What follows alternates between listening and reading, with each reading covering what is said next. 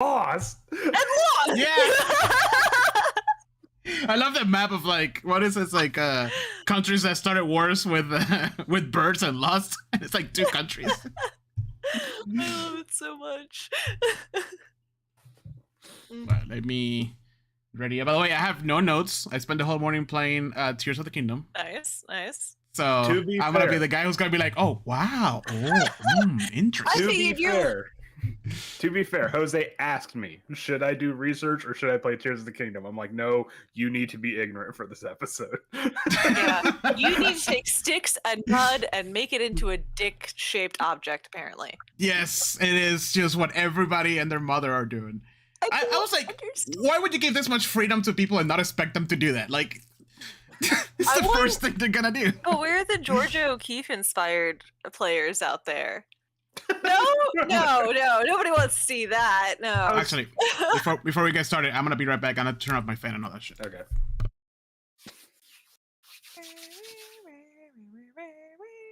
Okay. So like the day after that game that Jose was talking about came out, I got like a small bonus from something from my job. I'm just like, oh, should I? Yeah, we went with chickens instead. I don't know if we made the right choice here.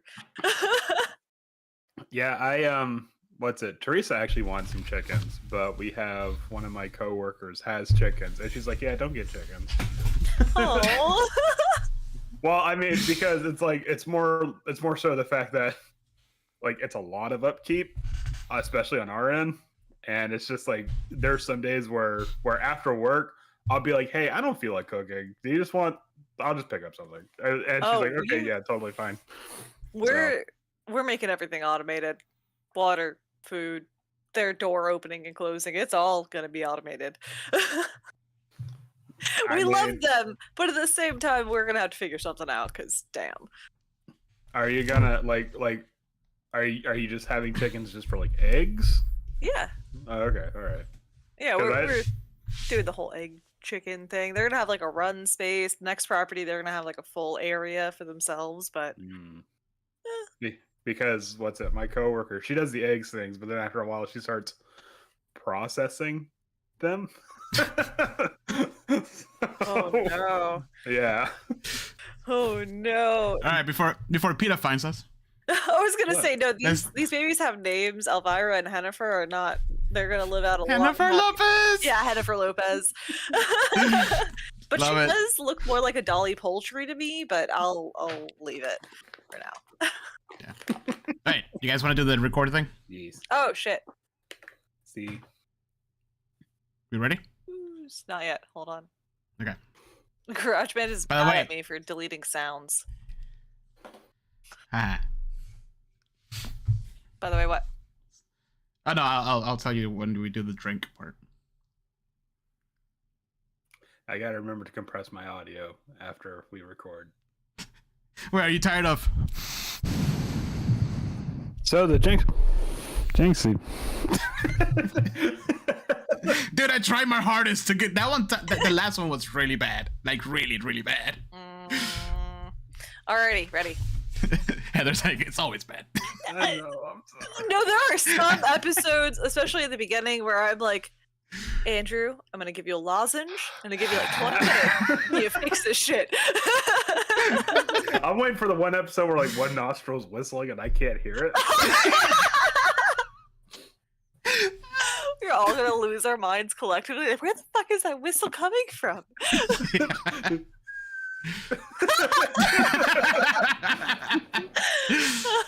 Oh shit! All right, ready? Yeah. Yep. 3, 2, 1. Record. Recording. Oh wait, Maya gave me an error. Oh fuck. Okay, hold on. Stop recording. Undo record. Yeah. What the hell? I mean, it's not working. It's right there. How unprofessional. All right, let's try that again. All right. Ready? Yep. 3, 2, 1. Record. Record. 3, 2, 1. Sync. All right. Boom. Boop, It's like we're boop, professionals. boop. Not even close. No one's. All right. Names are correct. Title is correct. We are live. I think we're live. Maybe. I'm gonna hold my breath for as long as I can to avoid the breathing. Good. Pass this out mid episode. Oh, we didn't pick a whatchamacallit. A title? No, a Description. synthwave bed Oh, music. our background sound. Yeah, background music, yeah. Something ethereal and spooky. Yeah, Andrew, you're on it. Okay, I'm Share on with it. us. Like how spooky? Like are we- Not too spooky. We're going light spook. Yeah, Okay. light spook. Yeah. But not like kitty, you know? More like, oh, this is whimsical. Oh, that's creepy. Oh no, it's whimsical. Yeah, like a okay. beautiful garden Just next to a just find like a graveyard. cool lo-fi, bro. Come on. All right. Jianshi lo-fi. There's someone out there who has a full collection. The vampire lo-fi. That has to be a thing. 100%. Lo-fi beats to hop and drain corpses with. There you go. Let's see. Ooh, there's one called Halloween Night. Heather, I'm asking for prayers from you and Andrew. Why? I'm starting to go to the gym every day this week. I'm gonna die. Yeah, I already was joking with Alex the other day. Like, oh yeah, when we move, we're gonna have to tag everyone in. Like, Jose, get the fuck in here. I know you've been going to the gym. Let's go. Damn it! I should have said that loud. Yeah. Oh man. Yeah, because I don't know how we're gonna move all this shit. Moving A company? moving company. Yeah. Think I've You're an done adult that now. before? Okay. When we moved here, we moved at literally like 3-4 a.m. Alex launched his motorcycle into the truck. We both have scars from it. It's bad. It was a bad time. So yeah, we're Alright. gonna power Well, through because I that. told Kristen like our next move, I'm getting a moving company. There's no way. Like even with family and whatever else, like it's always a pain in the ass. Yeah. And my dad's schedule's always like, nah, that's cool. Yeah. Plus, I feel bad. Like we're all like I'm all like everybody. All my friends are over 30. Like I don't want to fuck their backs up. That's true. I did make Except a for joke Andrew. that, Andrew, you're like- helping me move. There you go. No, I ain't. I did make a joke that you'd get to roll 4d6 at the end, and that's how many beers you get. Jesus Christ. Somebody rolls a 1. Ew. Like, sorry, Robert. Thanks for your participation. You get a tall boy. All right, ready? Yes. Yeah. Nice and sync. Actually, hold on. Yeah, I gotta turn off my music so I can do the intro correctly. Now, You guys know how to do that. now, if this lo-fi video has a bunch of ads in it, I apologize because I don't like. I just I have premium, so it's all okay. good. Is Heather? Is this I'm part of here. your bit or? No, Oh, I'm okay. All right, ready? And welcome to another episode of Attack of Opportunity. That is two episodes back to back. Yeah. So far, so good, Andrew. We're back with our special type of episode, and our wonderful Heather, the local, what's the word I'm looking for? Not local. Resident, our resident mythos expert, to talk about some of the spooky. Actually, I don't know what we're talking about today because somebody told me to not research it. Harpies and Jianshi. Man, So- I hate it when Shoot. I hate it when I get Or the- harpies and you have to like go to the doctor. and talk to them. Andrew, no, we're not talking about that part. Andrew, Oh! no. No, we can ban. But with that, let's play the music. I got a bad case of a harpy. So after that brutal assault by the orc warrior, the initiative now goes to you. Jose, what do you do? I'm gonna cast.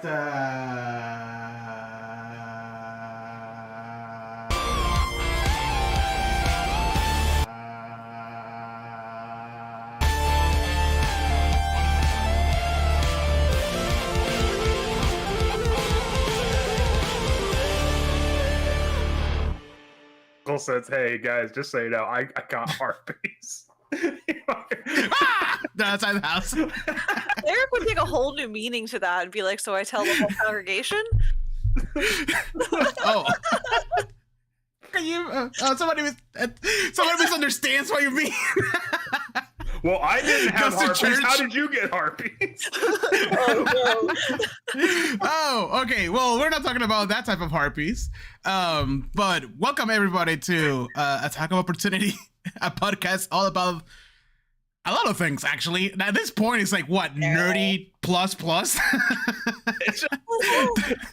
It's just essentially, hey, do you want to talk about this? Yeah. That's the episode. I feel like this is at least kind of on brand. This is, Yeah, from the Monster Manual. that's true. No matter how thinly we tie it to it, but it's always a little threat.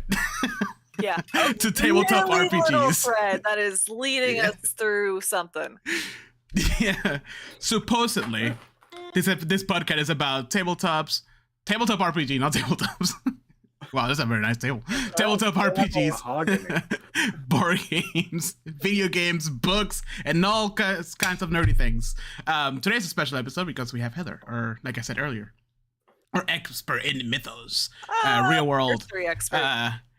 Yes, mystery expert, or resident spooky girl. Today we're talking about. Correct me if I'm mispronouncing this because I know I am. Jianshi. From what I heard, the correct pronunciation was supposed to be Jianshu. Jianshu. Which is what I'm going to go with. But if I'm wrong, which I probably am, because my mouth probably can't make the right sounds. Right. Yeah. Let us know in the comment. Please don't. And Harpies. Please don't. Two monsters from the Monster Manual, and we're gonna explore their real life legends. Ooh, spooky. Ooh, they're fun, and then we should really have a conversation about their HP because I have questions. I don't know their HP. Maybe the Harpies, I think, but that's where Andrew comes in.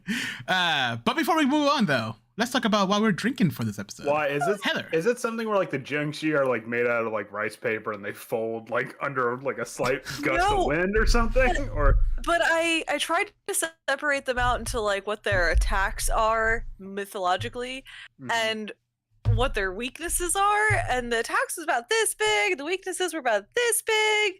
And they're really silly. Some of them are very silly, I should say. See, it's kind of flipped the other way. But anyways, we'll go over our.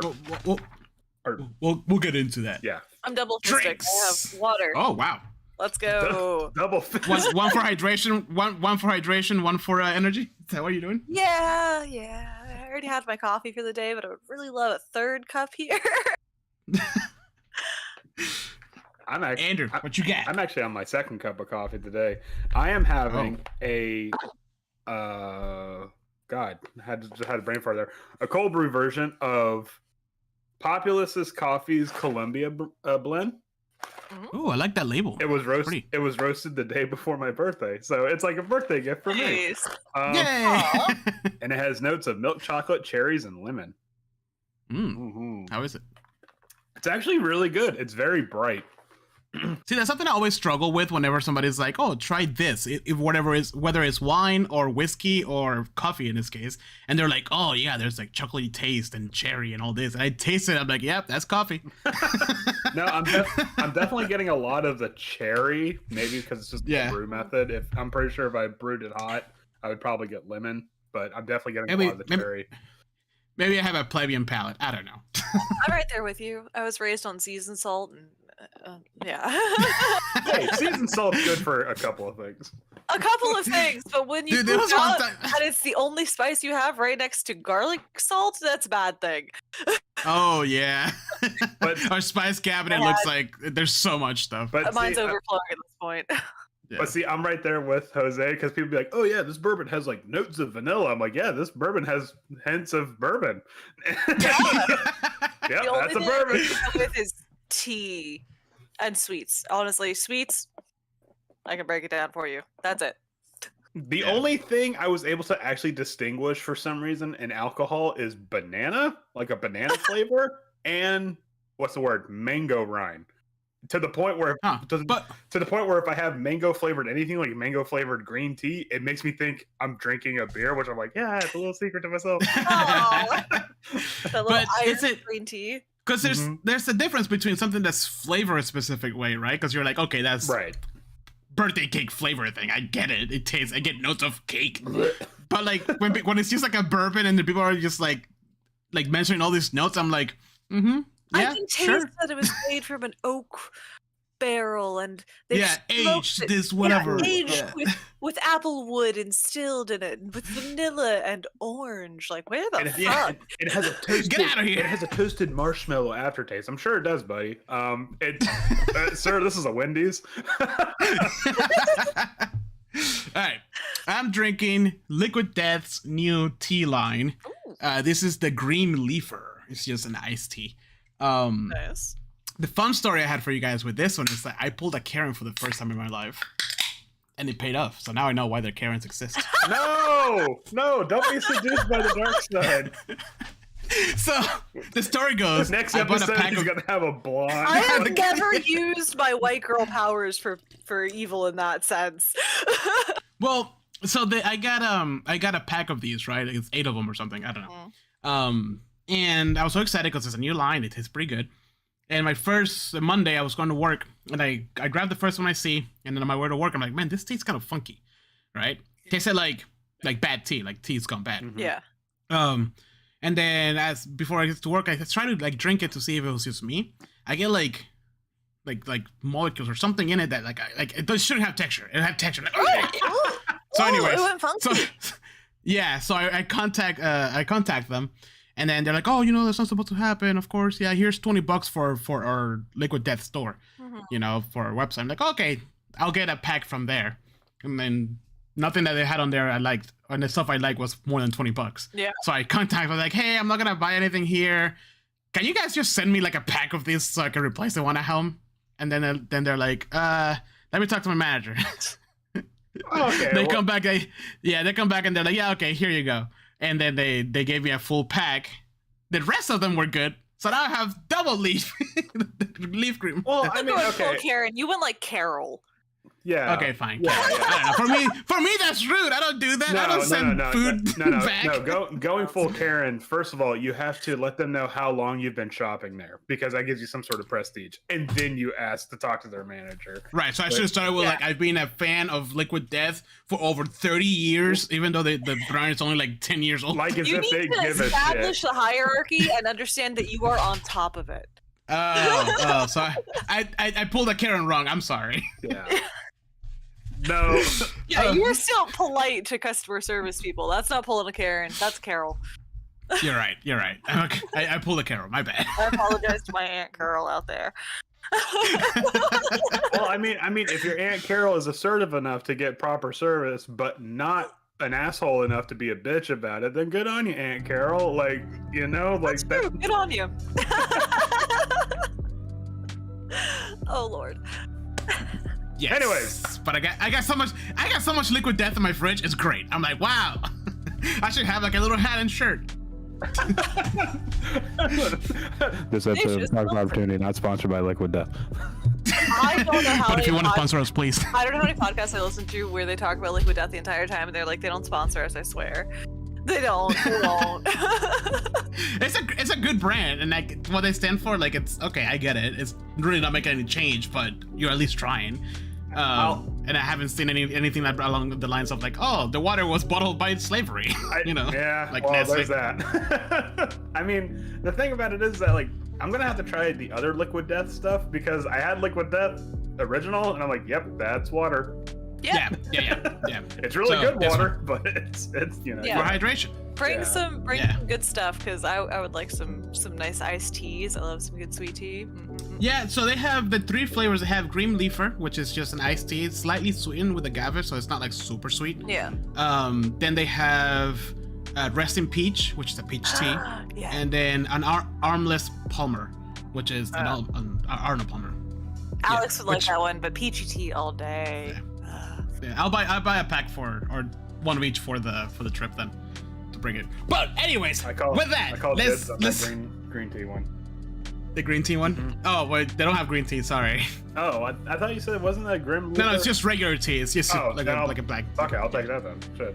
Yeah, close enough, I guess. Yeah. All right. So enough of my liquid death dumb stories. With that, Heather, I mean, you're the expert. I usually try to be the host, but I didn't know anything about any of these monsters because I don't think I've ever used Harpies in the game, and I don't think I've ever used the Jianshi. We did talk about it, I think, at one point, briefly, like top 10 monsters or something like that. Yeah. That we had. We discussed the Jianshi when we went over the the realms of Shadow, whatever the fuck. Yeah. Shadowfell. The Shadowfell. Yeah, yeah. When we did a deep dive. Shadowfax. But it, yeah. Shadowfax, you know. Make sure you get your sponsor right now. The 10 realms of Gandalf's horse. Yes, that one. Oh no. So which one do you want to start? Which one do you want to start with? And Andrew, you're gonna do the D&D part of it because I still don't know enough about these monsters. I'm here to guide you guys badly through this. Andrew, Let's go. let's start with the D&D Jianshu. Okay. Okay. All right. I'm gonna go get my DS. I'll be right back. Okay. What? You heard. I meant to say Switch, but it's a DS. I'm about to say, like, You faintly hear the music from Tears of the Kingdom. like, my God, what is this? 2007? A DS? I have like somehow. Don't ask me, but somehow I have like 7 DSs in my house and like 3 Game Boys. Why? They just appeared. Like I guess all the ones I had through my life, they just magically appeared. I'm like, oh wow, look at them. Why have you had that many in your life? I have the XL, the 3DS XL, the 3DS normal, and then I think my dad found one that was like the older ones, and then I had one of the original. So, okay, it was like 4, but then I have like 3 Game Boys in there, like 2 SPs, one Advance, and I'm like, I don't remember these, but okay. You just collected them slowly. That is an irresponsible amount of DSs. Like, I have Yeah, questions. I have them. Did you want to buy a house? I'm confused. just make a house. I didn't buy them. Just make a house out of all those DSs. There you go. Live in a fantasy kingdom. Yeah. Oh Anyways. my God. Okay, hold on, real quick before we go back. I just need to say something about Tears of the Kingdom. Okay, Oh. I was debating it out loud with Teresa, and she goes, "Don't buy it right now. Just wait till it goes on sale." And I'm like, "Ah, a Nintendo game on sale." Anyway, Poor Teresa, she doesn't know. like, oh, Teresa, Aw. you got jokes. You got jokes. Anyway. Yeah, I think there was one game I wanted for the Switch, and I'm like, I'm gonna wait until it goes on sale. Never. Never. And I think it was Odyssey, Mario Odyssey, the first one that came out, and it's still $60. Oh yeah, no, it'll never go on sale. Anyways, okay, so, God, I'm just trying to segue it. Never mind. We're going to talk about the Jianshi. Yep. Okay, so the Jianshi in D&D lore, it was bonus points if anybody can remember what Shadowfell realm that they originated from. But it Oh, I remember. Okay. Listen, I didn't research. That's fine. Yeah, keep going. I'll come back to me. But they are spirits that still rest, or rather restless within the bodies of people that did not have proper burial rituals. Yeah, and so because of that, they become bitter and they begin to like sort of puppeteer their own corpses. However, because it is post rigor mortis, they have the like stereotypical like arms out kind of gait, and they are only able to pretty much move by jumping because they can't move their legs. That's why they're called the hopping vampires. They're called the hopping vampires because they are a more exotic form of the D&D whites, where they can life drain people. If they use their life drain powers, they suddenly gain the ability to fly amongst some other stuff. What? Okay. Yeah. So they gain flight, and they can increase their speed by 10 feet. Anyone that dies by a Jianshi becomes a white, And if a white manages to kill a person using their life drain ability, they also become a Jianshi. Okay, what? And also, for some reason, Jianshi can... I don't know if this is a mythological thing, but Jianshi can also turn into animals. Yeah. So that's a thing. The only They really just threw that one in there. Yeah, they're like, you know what, fuck it, here you go. Yeah. But a Jianshi has two weaknesses. One, it can't gaze upon its own reflection. Okay. Classic and, vampire rule.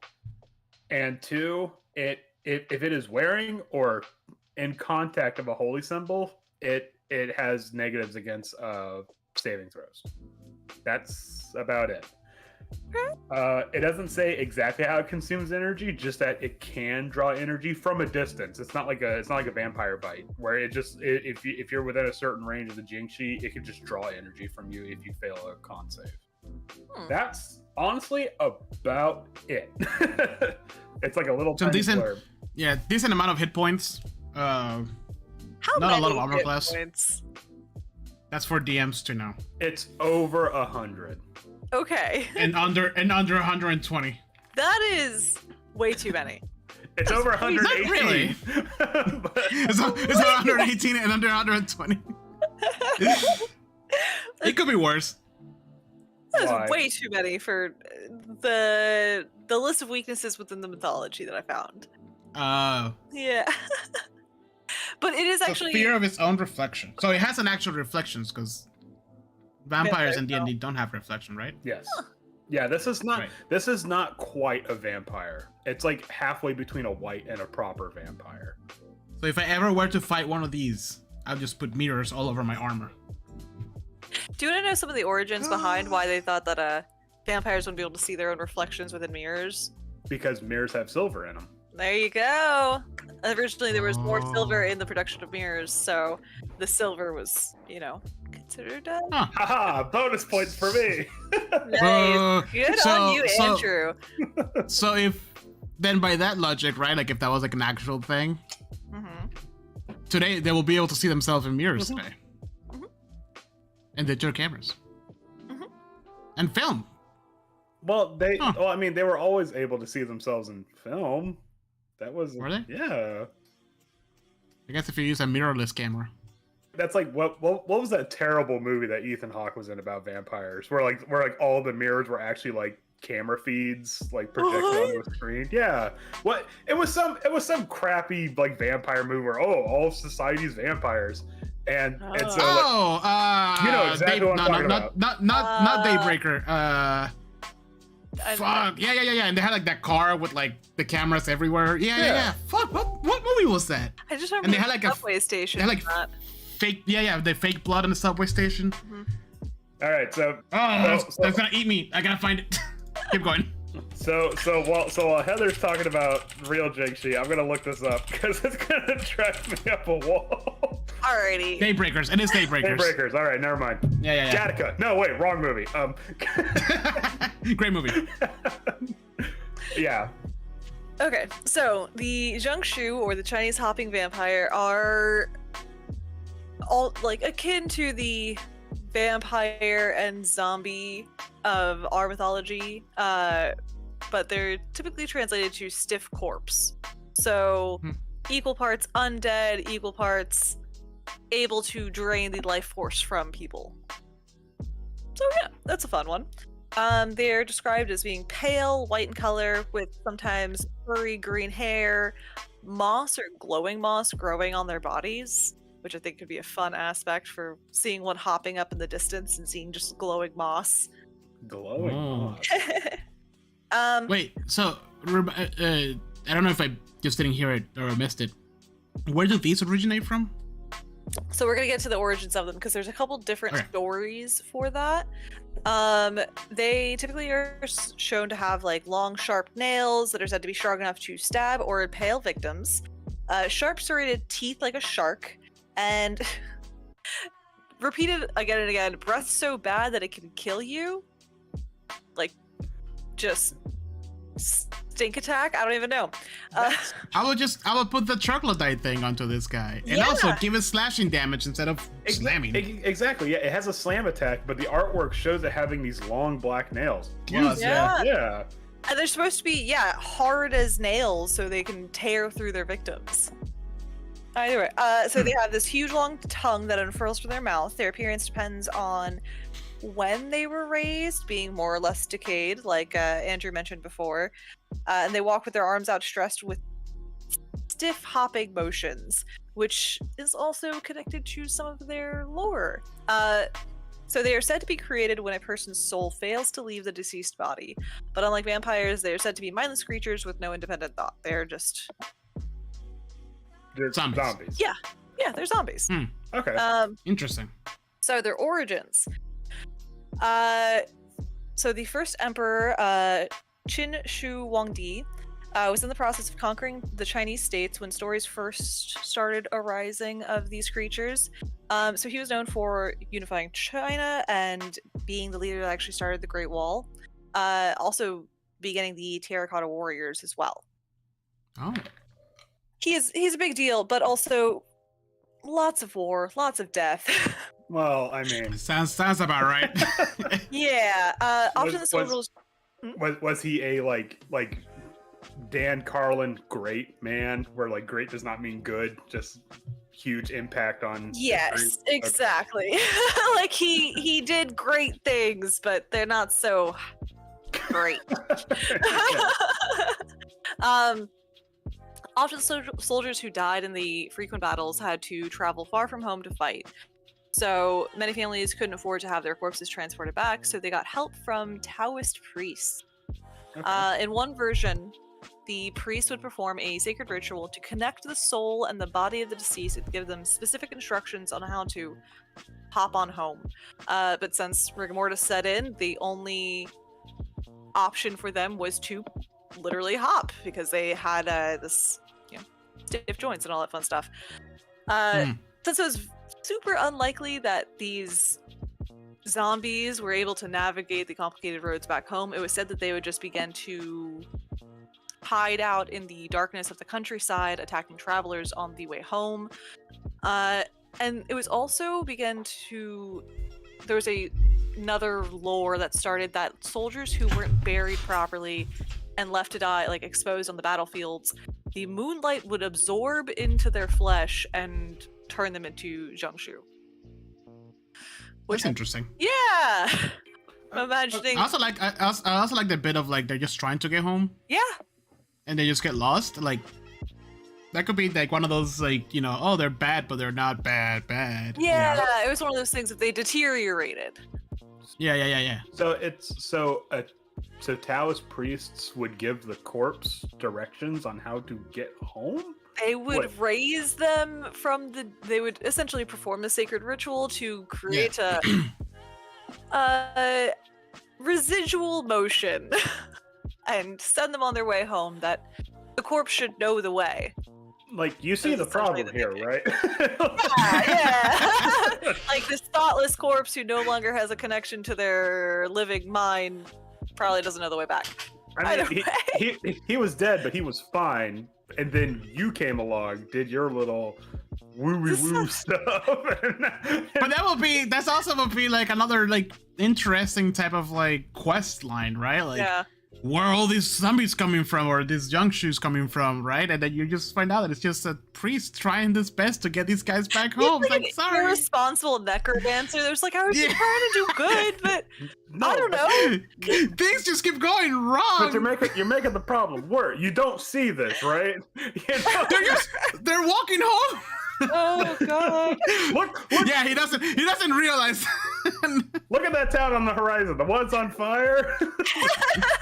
Oh, I thought that was a beacon. No, it's not. No. But it would make it a lot easier to walk right into that. As you're talking to him, he just keeps making more too. Like, okay, go home. No, please stop. Stop it. He just keeps booping him with the stick. Like, all right, pop up. Yeah.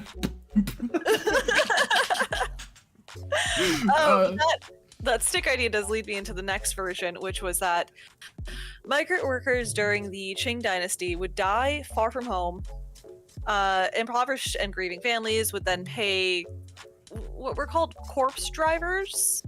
And these corpse drivers would basically magically bind the wrists, ankles, and knees of the corpse, forcing it to stand upright. Bear with me.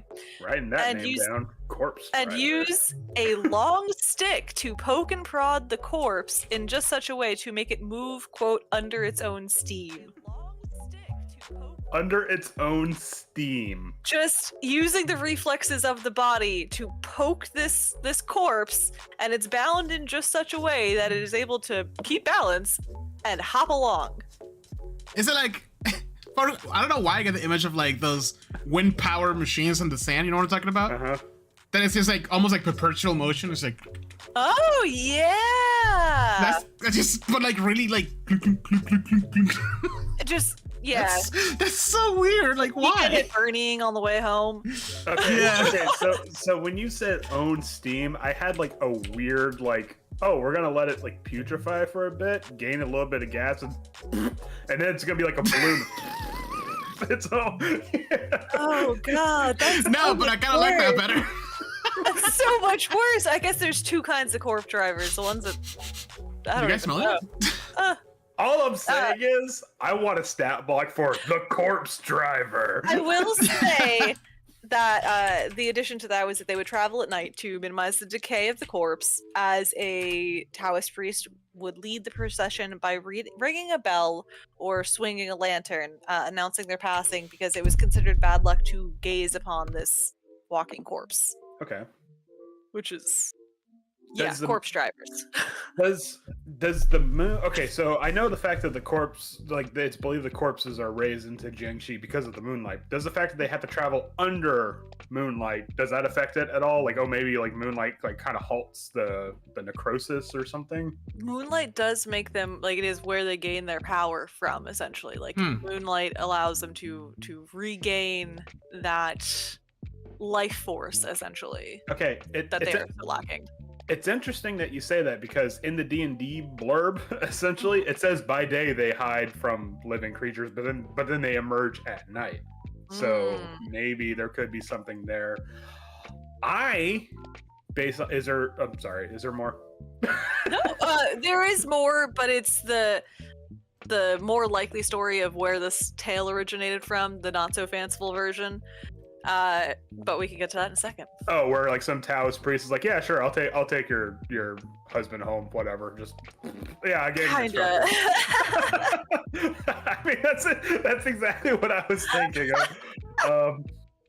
Okay, so just right off the bat, what I would probably do is that I would give the Jianshi maybe like a regeneration kind of a thing, because there's really no way to stop it from dying any more than it already is. Yeah. But I would give it regeneration only under moonlight. Yes. So Oh yeah. so if you hit it with the moonbeam spell, you heal it instead of like actually hurting it. What a terrible moment. Well, I mean that. Oh, I got this, guys. Well, no. Well, I mean, because you have. There's precedence for that, by the way. I'm not being an asshole. There's precedence for that because the shambling mound regenerates whenever it gets hit by lightning damage. So, you can use like moonlight damage or whatever, like radiance from moonlight. So if there's radiant damage that's from like a moon spell or whatever, hey, guess what? You just gave this Jianshi more HP. All right, now you have to. No, I love it. I love it. It's awful in the best way. Like what a terrible time for the players to realize. Stop doing that! What? He looks hurt. He already looked hurt. He was dead. He looks better now. Why? Why is he glowing? You only use the power of the moonlight, and I was born in it. I didn't see the sun until I was a man. God. Okay. So the most likely story about these is that the corpses were transported back, tied to long bamboo poles, carried by two men, hanging bound by their wrists and their ankles, creating this bouncing look as they walked, as the bamboo flexed with every step. So a little less fun, also a little more sad. I wonder if there's a visual to that, like somebody, like a drawing or something. I wonder. I'm imagining like going down like a steep mountain pass too. You would just see this like corpse kind of like awkwardly bouncing down the pathway. Right. That could be damn well spooky. Oof. Hmm. Either way. So I do have some steps on how these things are created. Okay.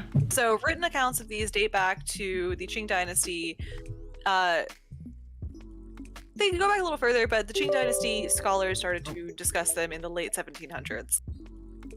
Going as far as to outline how to create these creatures. And it's a bit of a list. So one of them is using necromancy or other supernatural means to resurrect the dead. Spirit possession.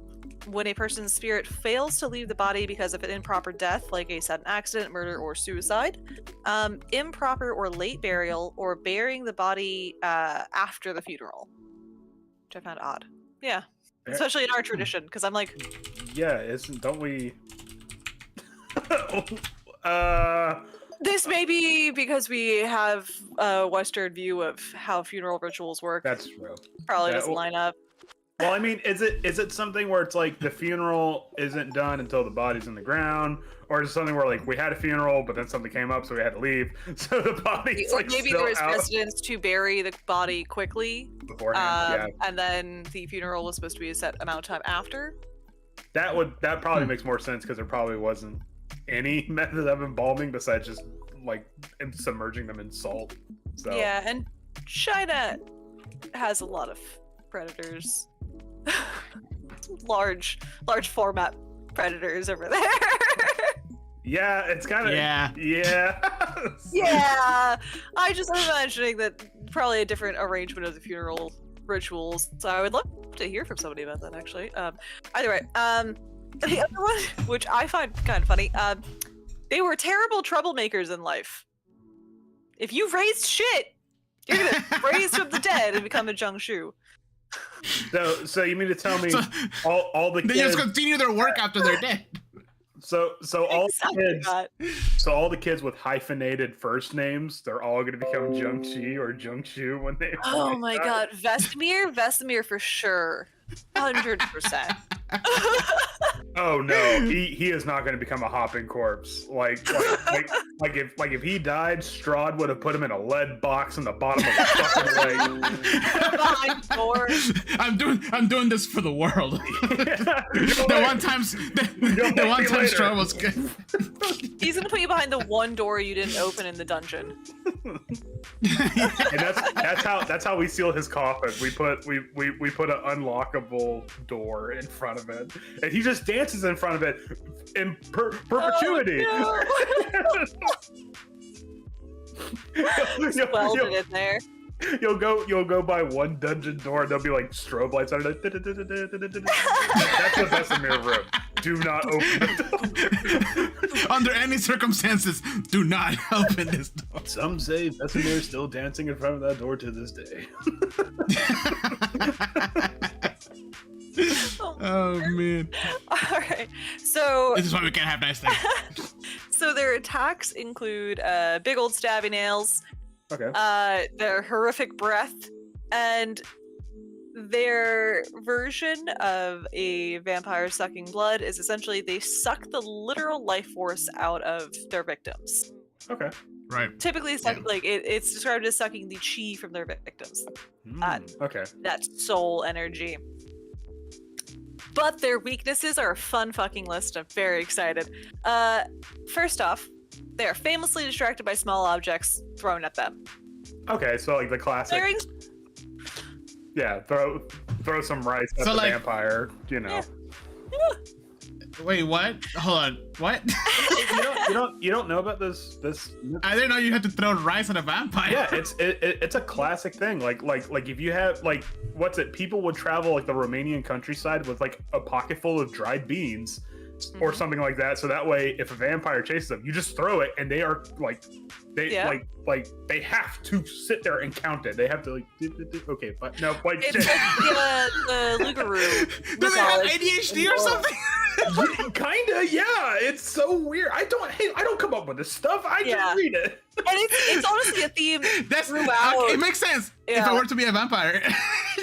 Like, oh, I'm here to get you. Yeah. Ooh. It's not just limited to vampires though. I've definitely heard that, like, throw out a handful of objects, and sometimes it's a certain number, sometimes it's just a whole bunch. Like Lugaroos, you leave out 13 items at I think it's like 13 coins or 13 beans or something along those lines. Can we go over Lugaroos in a future episode? I would love to. Because they are fascinating. This is all new to me. I had no idea. I am always gonna have rice in my pocket. Yeah, you throw rice, and a vampire has to take it out. Take out one of those little like pharmacy counting trays with a little like knife, and they're like 5, 10, 15. And if you distract it, like shit, they gotta start all over again. And that's how. Not kidding. How do people lose to vampires now? Apparently, specifically, rice is high in gluten, so all you gluten-free babies out there, like. You need the rice. Get the rice. Yeah, you're not gonna eat it, so just throw it. Yeah, just chuck it. Throw it at people. I'm just confused. I'm looking at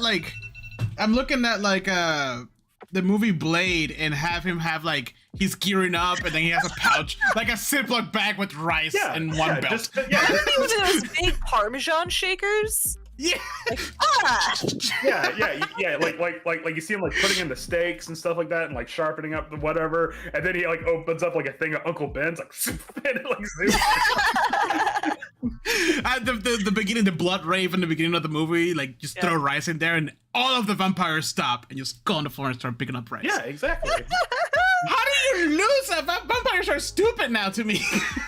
I mean, that's not all vampire lore. This is just specifically the Jianshi. No, in my head, it is all vampires. No. Regular vampires do that too. I really? Yeah, like good old fashioned Wallachian vampires. I don't know, man. They got some kind of weird OCD. Why has this not popped up in What We Do in the Shadows? This is like prime like comedy right here. Yeah. They're trying to leave for New York City, and they get distracted by the pile of beans at the door. Andy. I will never be afraid of vampires now. That's a bad plan. I grab my dice trays and just throw it at them. See, every dice master has an automatic out. See, and they call me crazy for leaving a pile of rice by my front door. Just sitting here looking at all my pots with clay beads, like, yeah, I got you. You wake up in the morning, open the door, and it's a vampire counting your rice for all night. Well, I mean, they would die from the sunlight. Ah! Oh, that too. Yeah. Sorry. Just like, oh, what up, buddy? You're not welcome. Bye. Yeah. just making my coffee, and I just hear like a muffled version of like the sun. Ah! And I'm like, got me another one. every night you replenish that rice.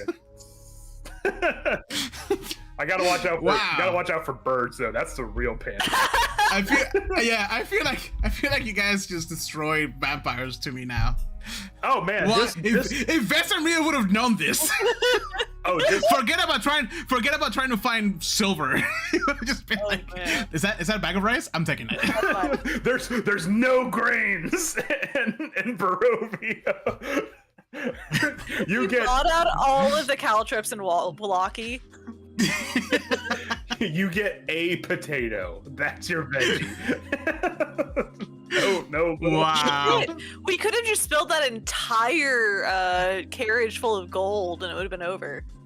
Like, yeah, okay, exactly. See you next year. I mean, okay, but to be fair, D&D vampires do not have that weakness. Yeah. So I know. Sadly. But you know. All right, I have like 10 more of these. Vesemir doesn't know that. Okay, sorry, we got sidetracked. Yeah.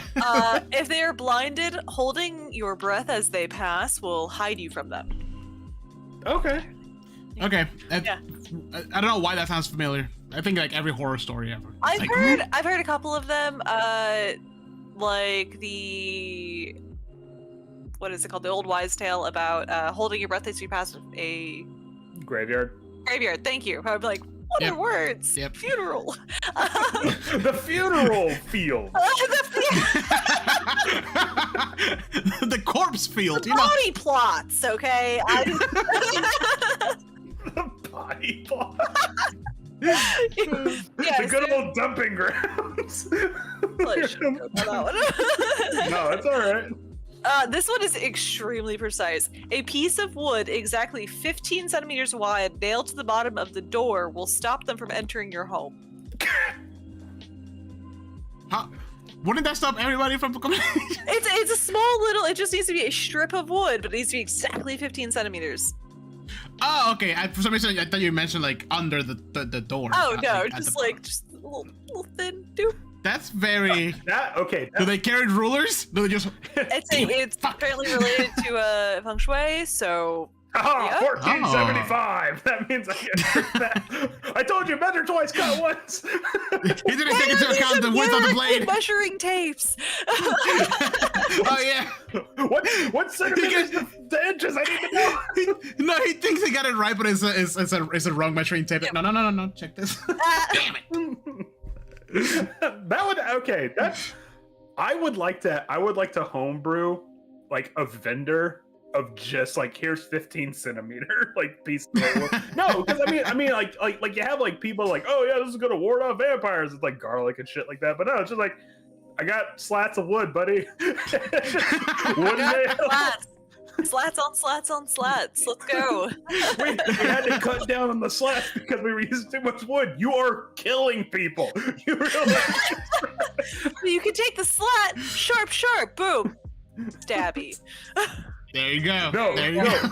we can't make the slat into a steak because you might cut it down less than 15 centimeters.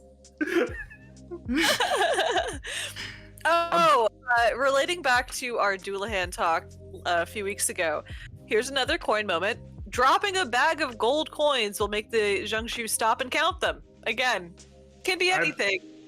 I mean, I think that works for just about anybody. Yeah. Pretty much. You just drop a little sack of 15 gold coins and like lose everybody. Yeah.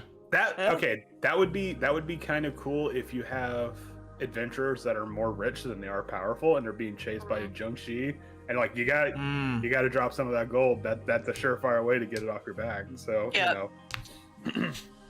One that mistakes like that for like leaving breadcrumbs, just one coin here, he's gonna follow us. No. The necromancer in the group. Oh, 15 centimeter slat of wood. Damn it! There's nothing I can do. Mirrors. They are absolutely terrified of their own reflections. I am assuming it probably has to do with the idea of them seeing themselves as corpses. Right. I would imagine so. Yeah, like there's still a tether there of the original mind, so. Mm-hmm. Yeah, kind of reminds me of what's the name of that guy from the movie League of Extraordinary Gentlemen? Dorian Gray. He couldn't see his own paint. You mean painting Gray? or whatever? Yeah, the Dorian Gray, the guy from the novel, yeah, that guy. The picture of Dorian Gray, not from the League of Extraordinary Gentlemen. I know. That entire story that's I haven't read the book. Okay. For, like youthful men. But I knew you guys would get, started. That story scared the shit out of me when I was a kid. Really? Because when they unveiled the picture of Dorian Gray, he was all like desiccated and crap. I'm like, I don't want that. That's fair. That's fair. And then he gazed upon his own picture, and he became the corpse of him. Like a young 13-year-old Andrew probably should not have been reading this tale. This explains a lot, actually. Andrew. Yeah, a lot of weird stuff in my formative years. Yeah, I was raised by somebody who was really obsessed with like World War II history, so a lot of stories of brutality and death, and yeah, it's a lot of fun when you're little. Read a lot of Stephen King when I was like 14.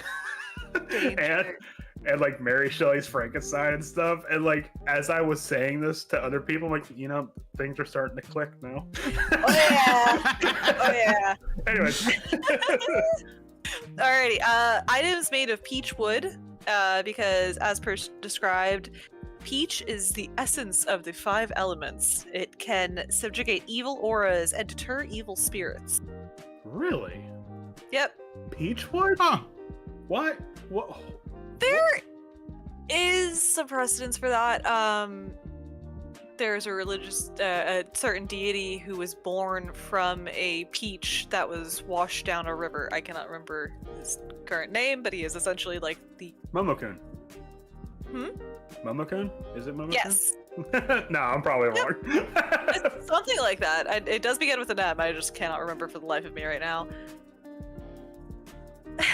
Either way, the rooster's call, evil spirits will withdraw at dawn, and the call signals death, which could be a great thing for a Kenku. Oh my goodness. The what? I'm sorry? A rooster's call will scare off the Jianshi because it essentially is signaling dawn. But I think a Kenku could have a lot of fun with that. Sun Wukong? I mean... No, that's not it. Just holding the Kenku. I love that so much more. Do the thing! Do the thing! Fire, because, duh, zombies. Yeah. A Taoist... Momotaro. Sorry, my bad. Thank you. Yes. So, that's probably why. Either That's way, interesting. I love that, because I love peaches, so I'm good with that. A Taoist talisman stuck to the forehead can also immobilize the Jiangshu if you're trying to take them non-lethally for some reason. Is that why there's a lot of art with like the thing like Yep. their foreheads? A yellow piece of paper with a distinct spell, then stuck to the forehead, can banish them. Or Huh. can essentially kill them, let them go back to undead. I feel like I've seen that in every anime ever. The little spells. I have to say, like the idea of like coming across a tomb and it's plastered with all those little warding symbols is always the coolest thing. Like you're just like, oh man, some shit happened here. I love that idea even more if you had a character whose fatal flaw was they took scraps of paper to roll up their little cigarettes all the time, and they just no. Well, I mean, no. I mean, it's just one. What's the worst that could happen? Well, no. I mean that. Well, no. That would be really cool if what's it? Like say it was like written in a different language or something like that, and you're like, oh, what does this mean? And they pull it off the wall, and then the ward is off, whatever, and then boom, Jianshi, right through the wall, like. Just, All right, then you missed Vesemir. Oh God! Is that a door behind us? Don't do this to Swift. They will never even read again. I have to have every time. I have to have a third wacky book in that event. Oh, poor Swift. To banish them, throw sticky rice at the creature as to draw the evil out of it. Like it is moisture in an iPhone. Just put him in a big bag.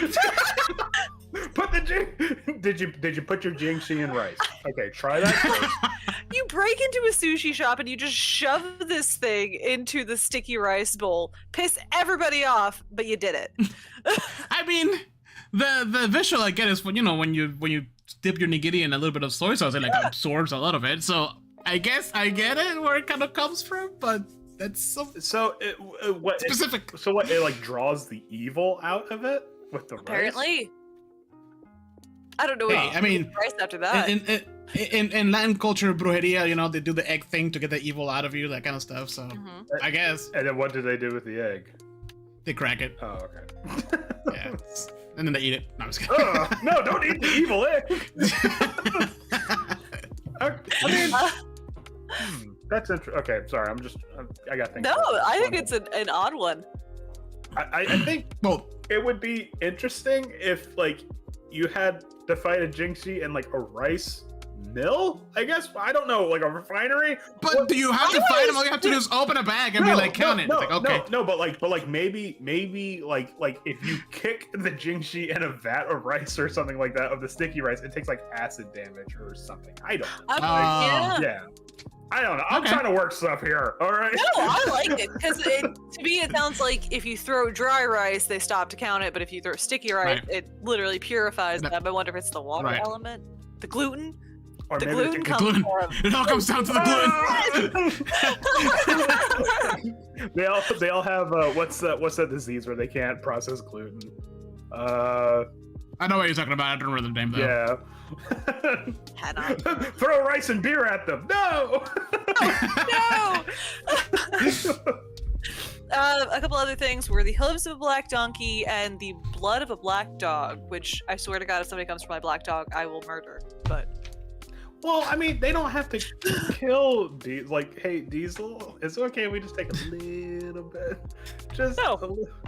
But okay. What if your local vet was actually warding off Jianshi and you didn't know about it? So every time Diesel has to go in for blood work, he's actually saving the world. that's okay. Yeah. That's okay. But if somebody wounds my dog, it's all over. All bets are off. I'm just saying, vets out there, we owe you a debt to society. That's what we've been doing this whole time. Oh my God! I just imagined a vet with one of those like spray bottles full of Blood.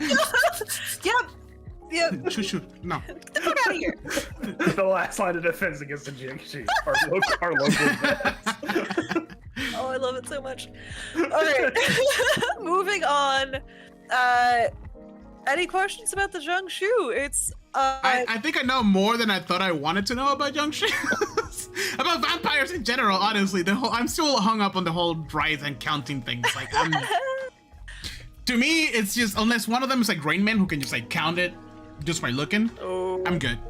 I You know what I mean? What I would probably do is like if we actually wanted to include the rice thing in there, it would probably be like you throw rice and it has to make like some kind of like wisdom save or probably an intelligence save to like like be like no, prioritize your target. Because you can't just have to be like pocket rice and then it immediately just stops the encounter because we gotta have something. No, that's in my book. That's what's gonna happen. yeah. When we go back to the Shadowfell, that's what we're doing. Pocket rice. Just carrying big bags of rice. I got one pocket full of dry rice and one full of sticky rice. All right, I am ready for this. When we go to the Feywild, though. Are those provisions? No, ammunition. 15-centimeter slats of wood. My line of defense. I would do the warding talismans, but I don't have the proper authority nor the penmanship to do that. Every time they camp, it's just like pouring the rice around the camp. I'm just imagining like it's not like a right now. Anyway, They still have to count it. Sorry, go on, Heather. No, I'm imagining Supernatural right now, where they always do a salt barrier, then mysterious wind. Shotgun shells full of salt. I mean, or no, shotgun shells full of uncooked rice. Just Oh yes! Full hand cannon full of rice. Just shoot rice balls everywhere. So quick question: would one of those like rice cakes with like the black wrap, would that be like a grenade? Against that would be a sticky rice. Dude, that was my lunch. I think even better, smash it, then throw it. Multiple pieces. What if I dip my fist into sticky rice? Like that scene from Hot Shots. Oh my god. Fucking sticky. Oh my god, I need a monk to do this right now. I really want to do this so bad. So that would be a really cool scenario where it's like someone throws a bowl of sticky rice at a Jianshi and it takes like whatever kind of damage, and then the monk's like, I got an idea. Like steaming fists of sticky rice. I put small bags of rice around me, so if I ever get caught by a vampire, it just starts spilling, and then they have to go and count it. I like the idea of an origin story where the head chef of a general saves the general from getting attacked from a Jianshu by beating them with their dirty hand.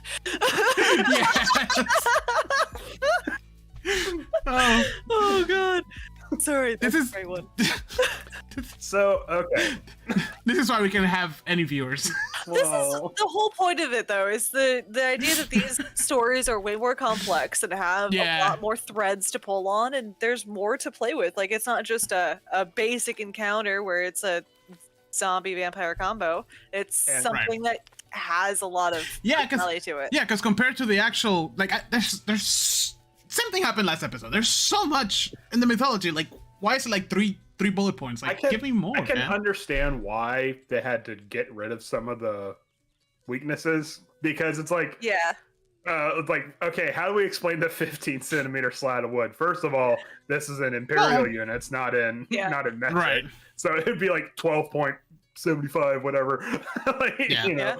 But I mean, there are some stuff I would probably include as well, like the rice, at least the rice counting thing.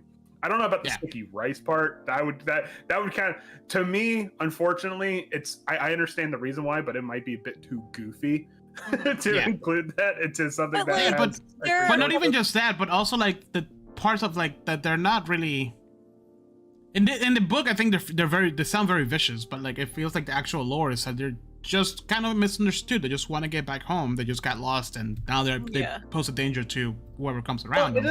It doesn't say they're evil because I think this was the first. Well, no. They become evil. Yeah, I'm talking about in D&D. It's okay, gotcha. It doesn't say they're evil because I think this is the first like monster manual type thing where it didn't have alignment in it. It just says they grow bitter from being trapped in your own corpse. Which I mean, who among us wouldn't? Yeah. You know? It's also described as like they've essentially lost that humanity to themselves. So you know, attacking another human is not seen as a no-go anymore. It's also how this so you know. So I would probably have like a little mini adventure maybe, or even like if we were to do like an adventure in this Shadowfell plane. Did you ever find out what the name of the place was that we encountered in Jianshi? No, I stopped looking. God! I feel like it was in Barovia or something because I thought there was supposed to be a Jianshu encounter there. No, it's no. There's a specific one that's themed around. It's ECAT. It took me 12 seconds to look it up. ECAT. But so what I would probably do is I would probably have like an NPC who is the corpse driver, and that's what they do. Like that's their like hey, you know, you pay me a certain amount of silver or gold or whatever, and I'll get rid of these bodies for you. Little do they know he's actually like a necromancer and blah blah blah. Yeah. He's like tethering these Jianshi to do his evil bidding. So now you have to fight this Jianshi farmer? It might not even be like an evil bidding. It might be like a distraction ploy of like while you're fighting these guys, he's actually doing the big bad thing over here. Yeah. See, this guy just doesn't know. He just has to throw some rice. Like, just look how scared he is. Just drop the bag of coins and run. Yeah, fucking amateur. Well, okay, that actually might be why ECAT, like the people are starving in ECAT because they threw all their rice to get rid of the Jianshi. There you go. I do think there are a couple really good moments for different classes in here, like the handbell, bard all day. Bard, more cowbell. Let's go. Let's do this. And you can have a cleric do like the warding talismans, you know? There you go. Or the like pass without a trace for when they're blinded. You can hold your breath and walk on by you. Which by the way, the holding your breath thing feels a lot like Death Stranding to me, because there's a monster in there that you have to hold your breath around and you have to pass by them. So maybe what you can do is that like you can have like, if I don't know, maybe you're having an adventure in ECAT and it's like a 1 through like level 5. So level 1, there's a Jianshi. You obviously cannot take this Jianshi. You will get ripped apart. So you have to sneak by it. So you have to hold your breath. So you got to make a con save or whatever the rules are for holding your breath are in D&D, and that's how many turns you have until your character goes, you know, and then the Jianshi just fall upon you. Or my terribly loud paladin clanking through, just like rice. But let's see. I would definitely include the poison breath. I don't know if I would do the troglodyte thing. I might have it be like an attack, kind of like, what's that spell? Ray of Sickness, where like it's a ranged attack, and then it if you fail the con save, you're poisoned for like the next whatever. Is Cloud Kill poison? Cloud Kill is different. Hold on, actually, that's a good question. Well, there's Poison Cloud. No, Poison spray. That was it. There's poison spray, but that's a can. Yeah, the cloud is. It's not poison cloud. It's there's a poison cloud, but it's not called poison cloud. No. That's the one that. No, she was talking about cloud kill, which I'm not. I actually don't know. I actually don't know the rules for cloud kill, so I would have to look that up. Let's see. Okay. Cloud kill. Next monster. Yeah. So on to 20-foot radius sphere of poisonous yellow-green fog. Okay, yeah. So it is. It is 5d8 poison damage on a failed save. Oh, you're talking about for the like implementing that for the. Yeah. Jianshi one. Jianshi. I was thinking of like the thing with the troglodyte where like you just the near smell thing just gets you so you don't die right away. I think penalties. I think the cloud attack, because it's breath related, where you'll find out in a bit, our next monster is just stank. Just stank. Okay. Troglodyte stank. Yes. So real quick before we go, if we are doing the cloud kill thing, I would probably have it be like a once a day. Like that's it. Yeah. It's its opening salvo. Boom, cloud kill. And then Yeah, I didn't like it hold furls it. its tongue at that moment. Maybe we throw in like a whip attack for that tongue. I don't know. Let's have fun with it. Right. Attack. All right. So now that we got the Jianshi out of the way, we got a We are mad moving case. on. Got a mad case of the Harpies. We're moving on to some Greek and Roman mythology with our beloved Harpies. All right. Oh, look at that. Oh, so the Harpies in D&D mythology are probably going to be nothing like the ones in proper real-world mythos, because this is again steeped in like in-game lore, like elf gods and stuff like that. Yeah. So the Harpy, it originated in D&D, originated from when an elf was traveling through a forest. It heard a bird song, and it was so captivating it had to follow. The elf was moved to tears by the beauty of this bird song. It traveled through the forest to try to find this bird, and it came across another elf by the name of Finmaril Mesterin, which is actually a reclusive elf god who was also enraptured by this bird song. However, the elf god, being a recluse as he was, quickly ran away. But the original elf that was traveling was taken in by his beauty, so much so that she beckoned another elf god by the name of Airdrie Fanier to become a bird, that same bird that made the bird song, and tried to, I guess, like lure the original elf god. It's Alita the Swan story. Kinda. Yeah. However, her efforts were in vain, and she never saw Finmaril again. And upon realizing that she would never see this beautiful elf god, she cursed the goddess for trapping her in this bird body. And so because of that, first of all, you made your choices. Yeah. But also, like, we don't curse the gods. Don't, you fuck around, you find out. And indeed, she did find out because Airdrie transformed her into a monstrous half being of bird and elf, and that's where we have the Harpy. The Harpy is still able to make that bird song, and it will lure people towards it. However, it is notoriously cowardly. Like, it will not stand its ground and fight. It a more common method is to fly off past the cliffside and try to lure people off the cliff, and then it will go and take your treasures because it's because you're dead now and it's fine. Yeah, and it's lured by shiny things. Yeah, it just says that it likes shiny baubles and valuable objects, and that's kind of its whole point. Yeah. I didn't know it was an elf before, so that's interesting. I mean, there seems to be like a common thread of, oh, hey, this thing was evil. Oh, it was an elf. It was an elf that got out of its own lane. So Stay in your lane, elves.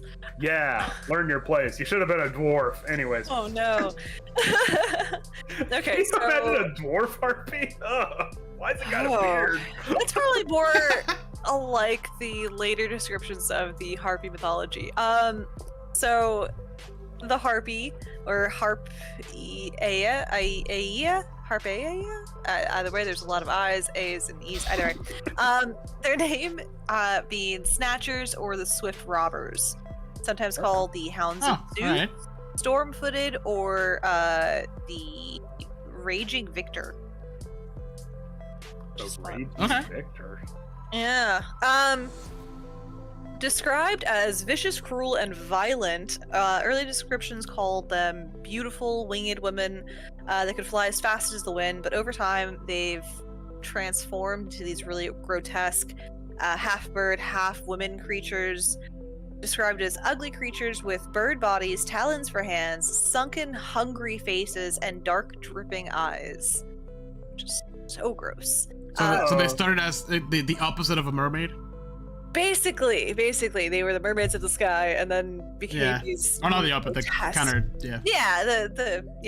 Yeah, Mermaids of the Sky sounds a lot more fantastical than what you're describing right now. Well, originally they were these beautiful winged creatures that zipped about. To me, it sounded more like Hermes than anything. But in the stories of Jason and the Argonauts, they were described as having the body of a vulture, ears like a bear, and a woman's face. Grotesque face.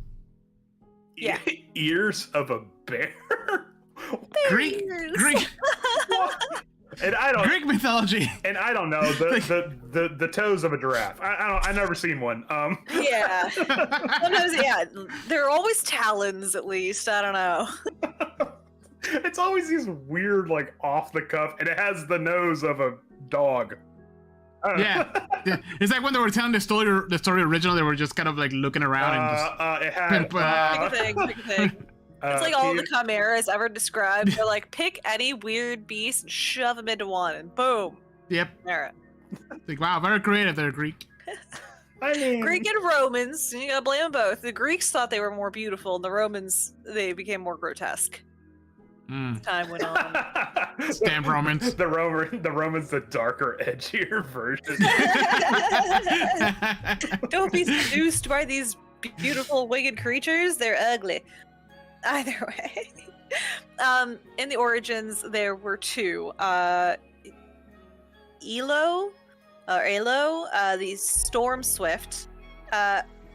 These are all like Greek names, so give me a bit. Okipete, the Swift Wing, and then eventually Pordarg, the Lightfoot, is mentioned in the Odyssey, and finally Celino? The Storm. Yes. Yeah. Those all sound cool until you get the poor dog. I know. It's like, it almost looks like porridge to me. Pordarg. Like I am Cellulo, the brave. I am Ilo, the Swiftfoot. I'm poor dog. Oh. Oh. I see Okipete. It looks like OK Pete to me. OK Pete. Is it like Okapate or something like that, or is it? No, it literally looks like OK Pete, but you take away the A. That's funny. Okay. So in Greek mythology, they were originally wind spirits personified, personifying the sudden and destructive nature of the wind. They were said to snatch food from their victims while they ate and carry away evil doers to Erinys, the female deity of vengeance. Ooh. Which I love. Yeah. Sometimes they were agents of punishment who would abduct and torture victims on their way to Tartarus. Sometimes sent by Zeus, Hera, or Athena. Again, this crosses over into Greek and Roman, so feel free, get loose with the names. They would be dispatched by Zeus originally to dole out punishment and steal items from Earth. Ooh. Yes. I love the fact that like the head of their pantheon is petty enough to be like, I want that. Go get that for me. But I always loved that about Greek mythology. It's but my lord, can't you just make it? No. I want that one. they made that. I need that. Oh my goodness. Or like somebody made me mad. Go peck his eyes out.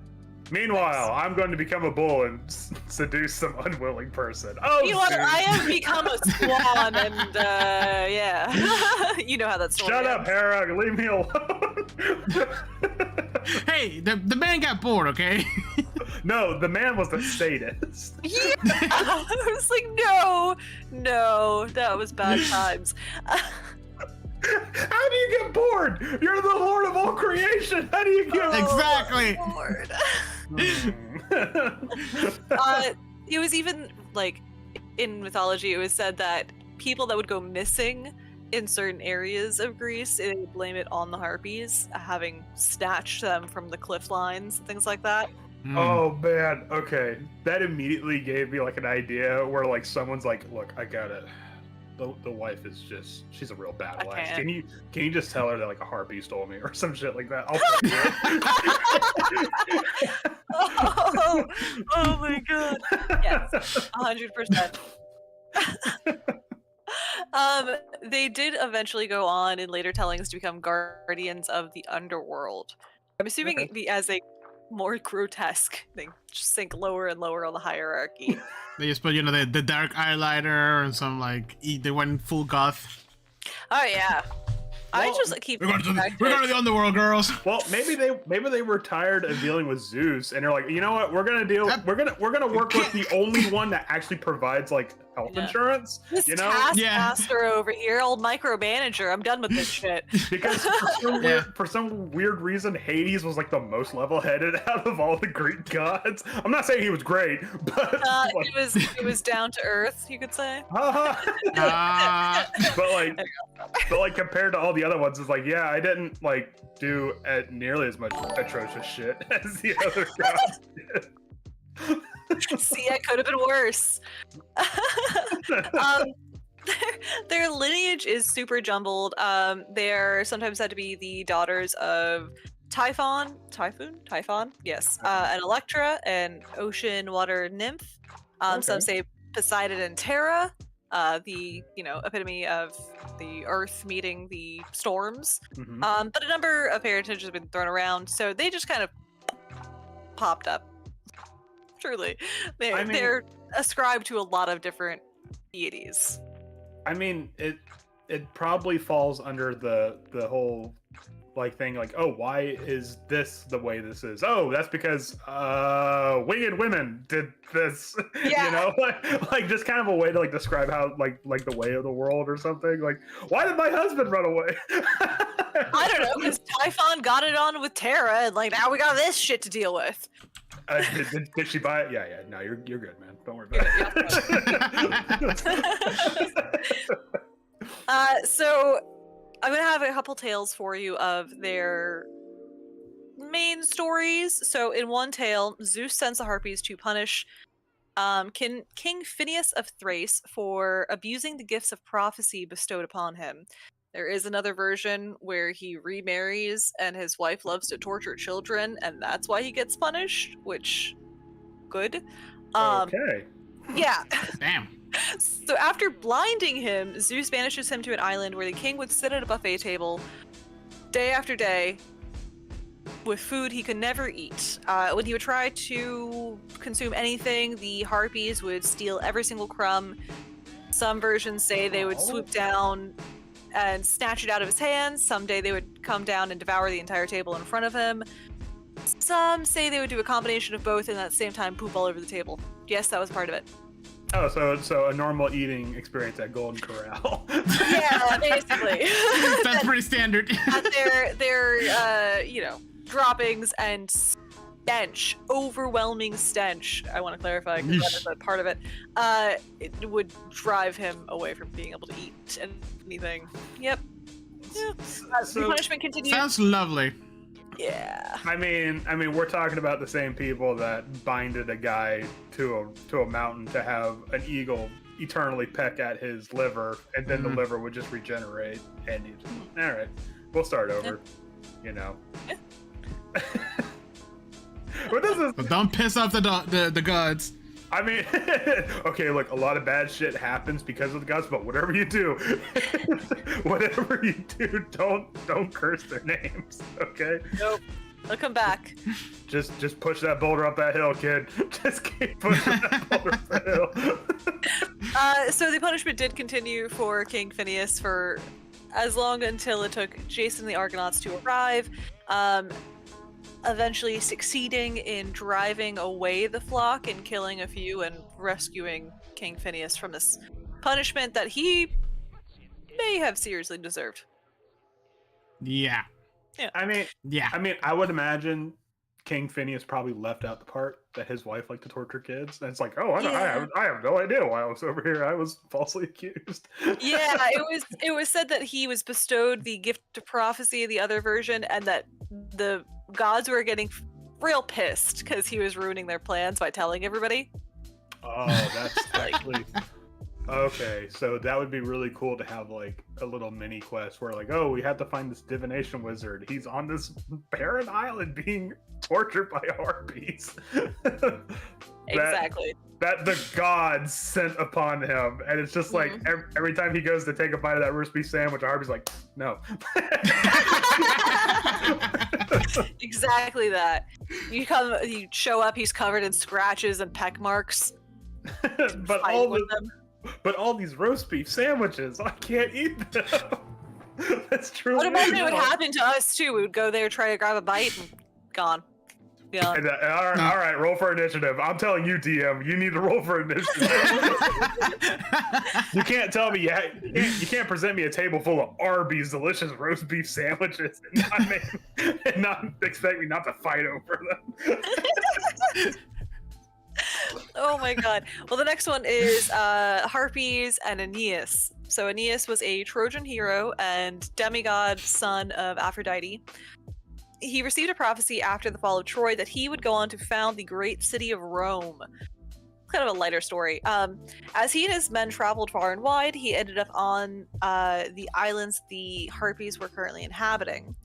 As soon as his men began hunting and cooking up their meals, when they would go to eat, the Harpies would snatch all of their food away and begin to basically terrorize them as they tried to survive on this island. Okay. As this continued, Aeneas and his men decided to fight back, but apparently their weapons could not do any harm to these mythical creatures. So eventually, after trying to attack multiple times, Celino,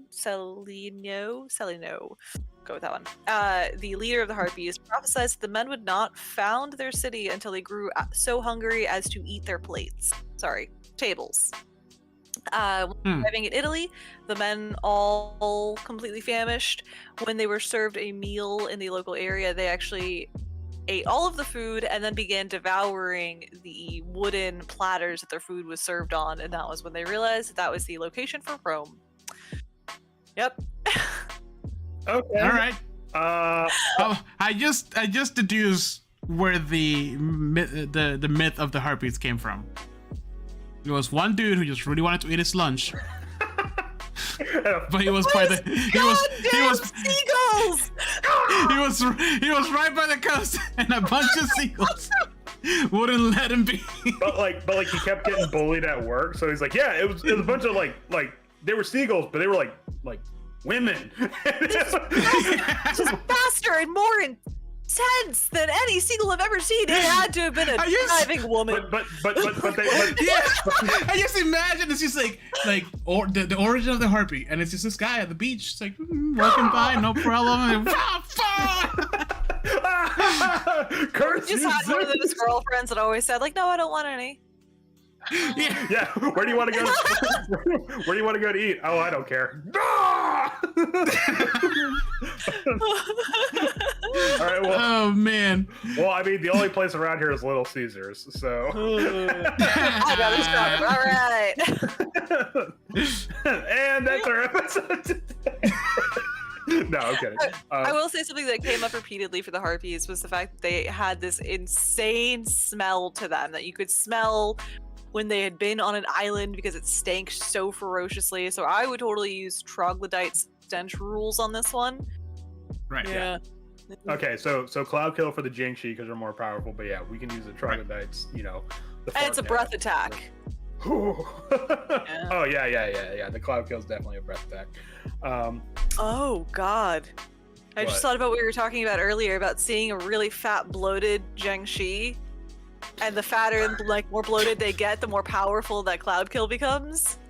The higher the level spell. Or Oh maybe, my God! or maybe we can have like exploding Jianshi, and We got boomers now. Holy wow! Oh, it's all no, over. not the boomers, Jianshi. You know, you pulled yourself up by your bootstraps. Oh my God. Oh God. I meant the zombie. Get out of here. We don't need Yeah, those I guys know. here. Yeah.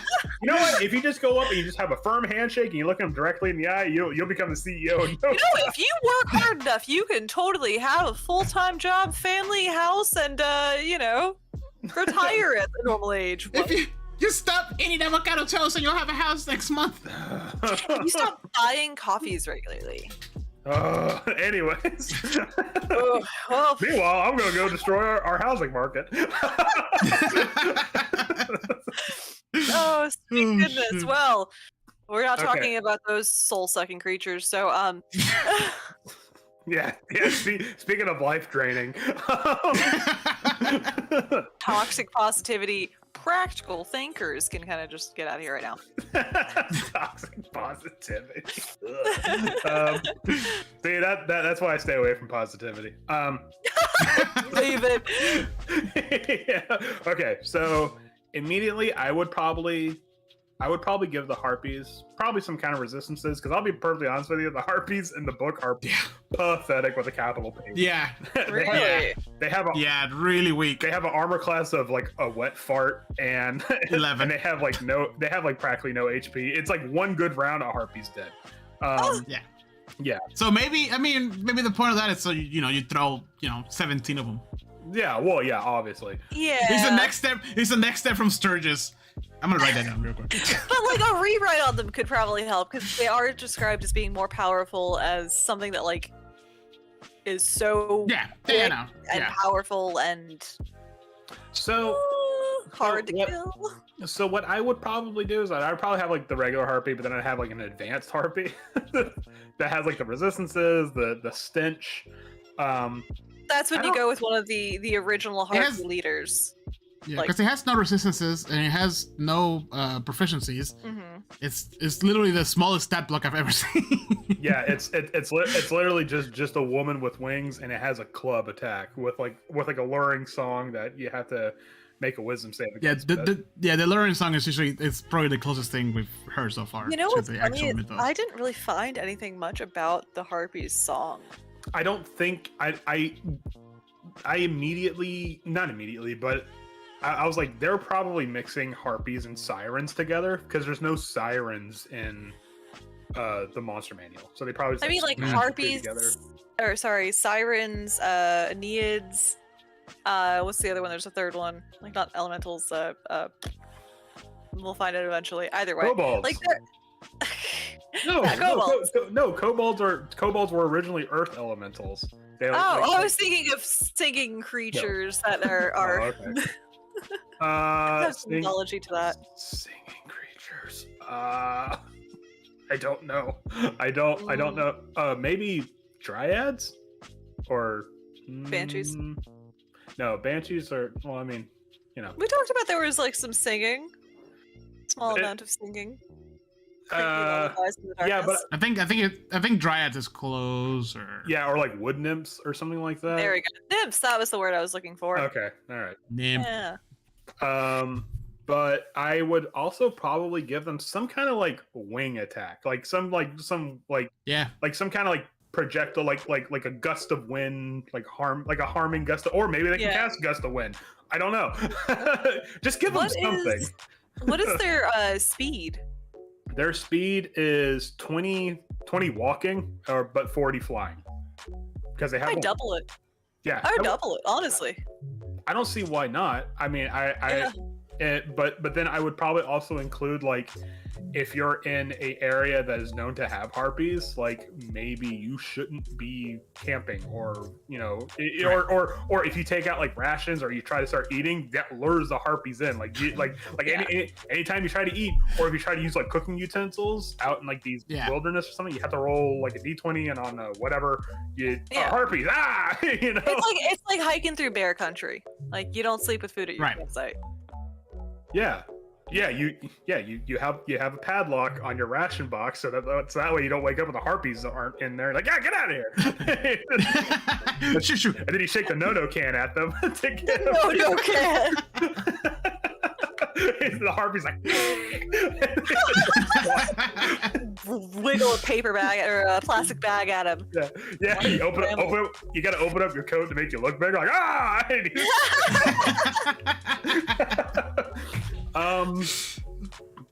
but I kind of like the idea that they're like servants. Maybe they can be like in a weird way, like kind of like messengers of not like the good gods, but like the neutral ones, right? Petty gods. Petty gods. Yeah, like the lesser deities. And maybe like the harpies can be like a harbinger. Like I don't know, like we're entering the territory of this lesser god. We need to be careful because they're lesser. They are obviously more petty. They will come down here and stomp our shit if we curse them. Or like portents of a disaster coming, or a punishment, something that could be deemed as the punishment from God. Or maybe just straight up spies for because if we have that improved flying speed, you'd be like, oh, I heard that, and they'd be like, no, stop them before they deliver the yeah. I don't know. They are, half birds, so the idea that they would have like a lower AC, they'd be a little squishier, does make sense. But if you're gonna do that, like, at least give them that like insane speed that is supposed to be legendary for them. Yeah, they got It's like they're hard to hit, but if you hit them, it's bad. Yeah, I mean, it's weird because like I want to improve upon the harpy, but it's like. I don't know. It's like if I do too much, I might as well just make another creature at this point. You know what I'm saying? Just I can see that. Yeah. I think if you had any character that has some sort of Greek or like deity of some sort, having the harpy show up when they do something against their deity or something that their deity doesn't like, the harpy comes down and just beats them upside the head for a second. Kind of fucking funny to me. Like the idea of my warlock having a harpy swoop in and just kind of like claw attack you because you disrespected your deity. Mm-hmm. Or it could be something where like let's say you're having an adventure in like a Greek inspired domain setting. Thank you. Because I know they actually didn't they release like setting books for it's the Magic the Gathering one. Yeah, nice. But it's like Greek inspired. So maybe what it could be is that like if you try to use divining magic to like look into the future or something like that, or just using divining magic at all, like there's a certain chance that the harpies will sniff it out. And you'll be either attacked by harpies, or the harpies will report back to, hey, there's somebody here that's using prophecy in your lands. Like, that's not cool. Yeah, or you try to use a high level prophecy spell, you fail, you still get attacked. Like that's the trigger to the attack is now like, nope, you try to go too far. Right. Yeah, I mean, I find it interesting that it's a creature that's very much like an in-betweener. Yeah. There's always something else that's driving them. It's not just, I don't know. Yeah. I think Andrew's right when you say that they're just more servitude than actual, Well, because it's like the harpy like and a mafia goon. Yeah. Maybe like they won't be the ones to carry out the punishment, but if you see one, it's still bad news. Mm-hmm. Because it's weird because in the D&D book it describes them having lairs and stuff and like they make their lairs in like ruined hideouts and whatnot, but I'm like, this is a CR1 monster. Yeah. I don't see it having any kind of layers. Like I see this just being. Well, I think in that case, I don't mean layer like a dragon No, layer. no, I think no, they I just mean know. like. but yeah. but Cave. like yeah, but I'm like I don't see there being a reason like, oh, we have to go out and search for this harpy. Like, no, just kill the fucking thing. It has an AC of 11. Right. Yeah. Okay. Yeah, that makes sense. You know. The harpy flock was abandoned by their god, and now they're just stuck in this kingdom and just procreating and taking over this mountain range, and now it's a big old Yeah. problem. And they're just luring people to their deaths. Could be. And nobody's getting fed because all their food's getting snatched. No outdoor barbecues. Mm-mm. Damn it! No, we were supposed to have And it's really nice outside too. No, it was 78 degrees with only 30% humidity. They took all the mac and cheese! Now it's For personal. some reason, they left the potato salad though. They always yeah, we'll do that too. Not that hungry. We found out their weakness. You got to put tuna in the macaroni salad. Why would you do that in the first place? It's just some guy making it up because he really likes tuna on his salad. They took everything but the ambrosia. Oh God! It's 95 degrees. Who brought this? Guys, don't worry. We have plenty of ambrosia. Oh man, So I think they're. I was just saying that's one of those dishes. Like the first time I saw, I'm like, I'm not eating that. No, you don't. Same thing with like whipped cream on Jello. Whoa, why? It depends. That's gross. Yeah, I mean, like in a parfait, maybe. I don't know. But yeah, I do think these are a fun either side quest group, like if you did a whole flock of harpies, or Yeah. even something to lead the way towards like the next mission, like especially if your players get off track. You could have some harpies come berate them for a while. There's a lot of harpies in this direction. Maybe we should go that way. no. They steal like a magical item for one of your characters, and now you have to go follow this damn harpy back to find it. Maybe. I mean, yeah, I mean, that's exactly what they do. I mean, Yeah. maybe have like a harpy take that +1 sword that you found or something like that because it's shiny. It's a nice shiny sword, and it, Yeah. you know, you wake up one morning, you find a harpy with a sword in its talons just flying off into the sunset. Or the harpy comes up and suddenly steals the group's pet, and Or now maybe, they have to rain down vengeance upon them. or maybe they steal the divination wizard. Guys. The harpies snag the next one who commits a war crime. Oh, that's like all of them. Yeah. Yeah. Well, yeah. We'll just have. Why, Jose? Why are there flocks of harpies under this mountain that we're in right Don't worry now? about The gang Don't- gets don't snatched worry by about it. harpies. Ah, they're mountain harpies. But That's how our next campaign's gonna end. We just all get snatched by harpies and just like, no, Taurus. and what happened to those adventures? That's a story for another time. Yeah, I would definitely say the harpy probably more of an agent of a bigger entity than it being its own thing. Yeah. I would actually there's a monster in not Mordekainen's. No, maybe it is in Mordekainen's, where it's like a demonic dragon being that it answers, but also kind of is a warden over Tiamat. I would probably have something like this for the harpy, where it's like it is a messenger for this god or something, whatever. Yeah. Yeah, 100%. It's yeah. a middle one. Yeah. And it will spy on you throughout the adventure, and that's how the god can figure out, oh, they're weak to blah blah blah, and that way the DM can metagame and prepare spells against your group, but have a justification for it. It's not just Queen Yeah. Beryl sitting there with her little crystal ball. Yeah, exactly. Well, yeah, crystal ball. No. See, I outsource my crystal ball. I get regular hourly reports. Yeah.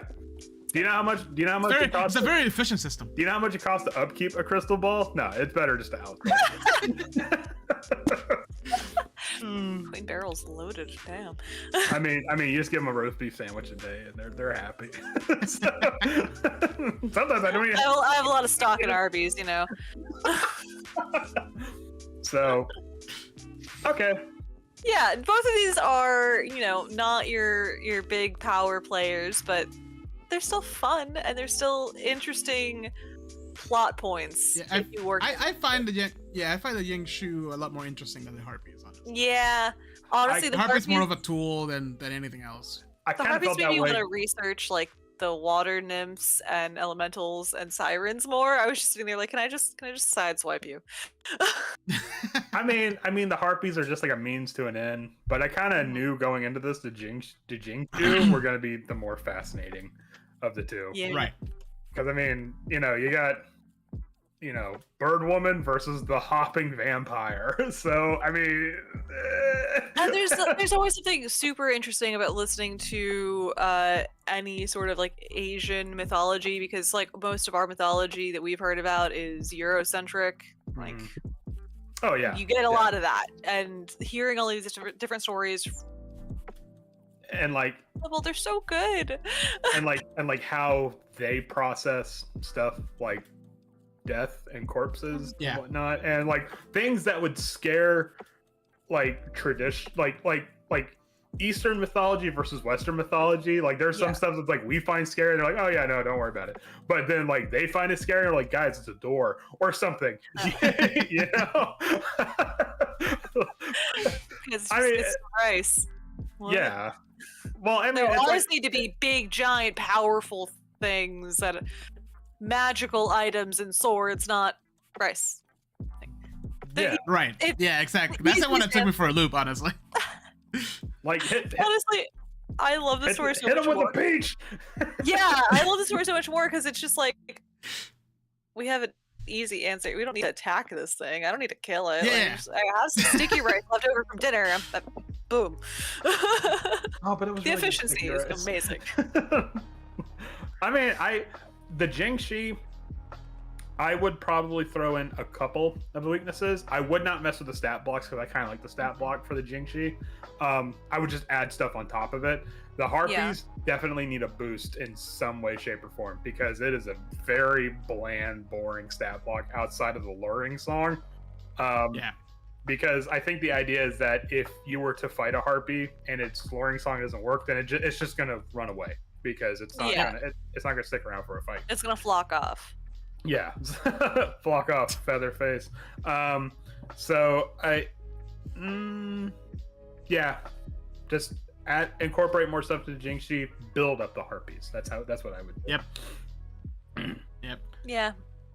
But I would like to have like a 1-to-1, like kind of like a weird like Earth analog for D&D, where it's like the Jianshi are regional to this area, the Harpies are regional to this area, vampires are like in this area, kind of a thing. So Depending on that the way, vampire. yeah, like our vampires are different from your vampires. So, anyways, sorry. Yours just happened to hop a lot. Yeah. But yep, I hope you guys learned a little bit about Jianshis and how we can incorporate real mythology into these monsters, because D&D, while a lot of monsters out there, a lot of them don't have like the juice that needs to They can't all be Dullahans. I mean, come on. I know. We might have started. But We might have started by doing off a little bit of strong research, with that monster. like Heather has. Little feather over here. You can really beef up your stories and your quest. But now that we're done talking about these two, let's move on to my favorite part of this of our episodes. Session highlights. I include the actual thing. Haha. Nice. I'm gonna delete your audio on there and just leave mine. Why? I did the work. Oh gosh. Right. We 2 sessions, I think, since our last episode. So, does anybody have any session highlights? I'm trying to remember what happened. A lot happened. Me too. I think for me, the overall session, not the last one, but the one before that one, was a highlight for me. That was. But I want to hear it from your guys' point of view. That I think we was. were still riding the high from that. That was one of the most stressful experiences I had of recent D&D memory, where it's like, guys, I'm on 5. Oh, I'm the healthy one.